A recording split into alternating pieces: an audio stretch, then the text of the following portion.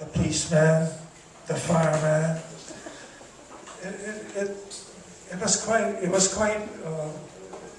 It made an impression on me that, oh, you know, if these guys can get away with all of that, you know, I'm going to do the same thing. You know? So I got thrown in jail a bunch of times. And my sister Victoria had to be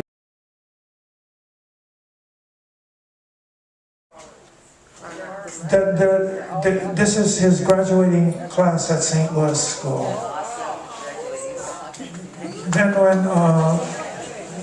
when I got, you see, I became a bookworm, and you know, I'd even read the encyclopedia. You know what I mean? It was crazy. But my father, you know, he made me go out. And he sent me to Nuano YMCA.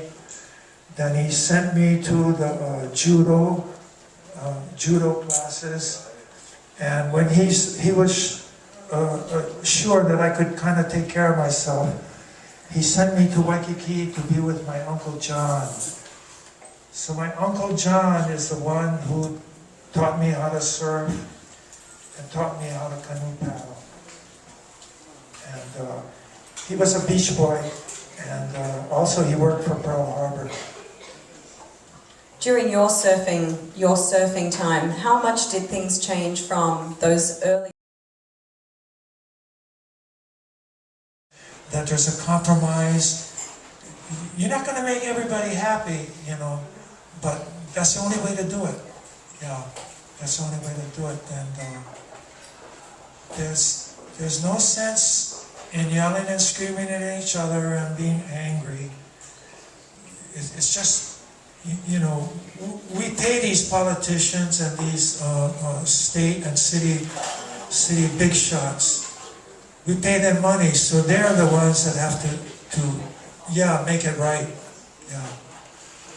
You had quite a funny little story. By the way, Kimo says that not a pro surfer or a legend or any of these things, but he calls himself an observer. And if you get to read his writings, it's wonderful stuff. It shoots straight from the hip. Pat Curran on the mainland, Mike Diffenderfer. So I said, oh well, you know, I'm going to represent us. So I paddled out. So it was only about like 15 feet. Then it was 18 feet, then it was 20 feet, then it was closing out the bay. Now, Eddie and Roger were trying to scream at me, you know, to come out, you know, but I couldn't hear them. Kulia. So,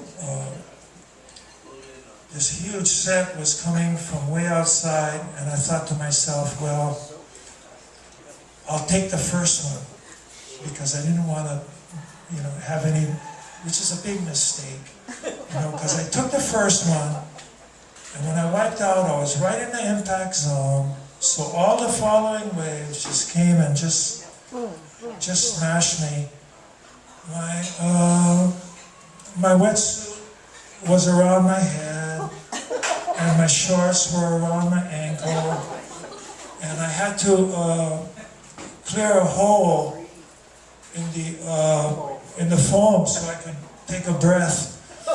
And you know, I was crying for my mother. I knew my wife would take care of the kids, but I was wondering who was going to take care of the dog.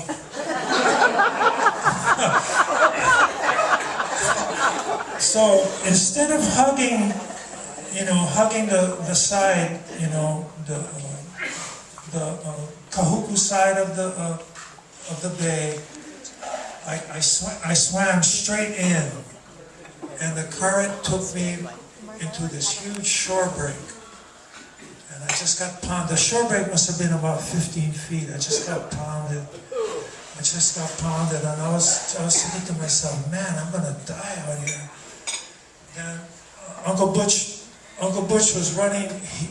He was running down on the sand, And I always called him Dutchman, and he always called me Hawaiian. Hawaiian, Hawaiian, swim around the rock, swim around the rock. So that's what I did. I went and I swam around the rock, and the waves pushed me in, but I couldn't make it that last, maybe about 10 or 20 yards. So those guys all formed a human chain, and they grabbed me, and they brought me in. And meanwhile, we were getting pummeled, and I got all busted up on the rocks. But I didn't give a shit, you know what I mean? I wasn't alive,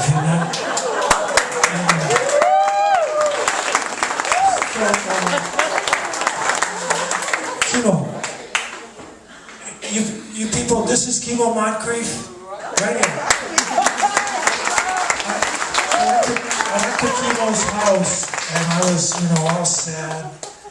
My girlfriend was saying, "You're crazy, you're crazy." And Eddie and Clyde came, and Eddie played his guitar, slack key, and they sang me some songs, and that kind of settled me down. What year was that? 75. 75. You surf here, you have to turn around over there. I can't understand it, but it appeals to some people, but not to me. That's right, right now I'm a kook, but I just love to go out, to sit out there and look at the mountains, and see the whales jumping, and if I get a wave, that's terrific. Could you get that picture of the Waikiki again?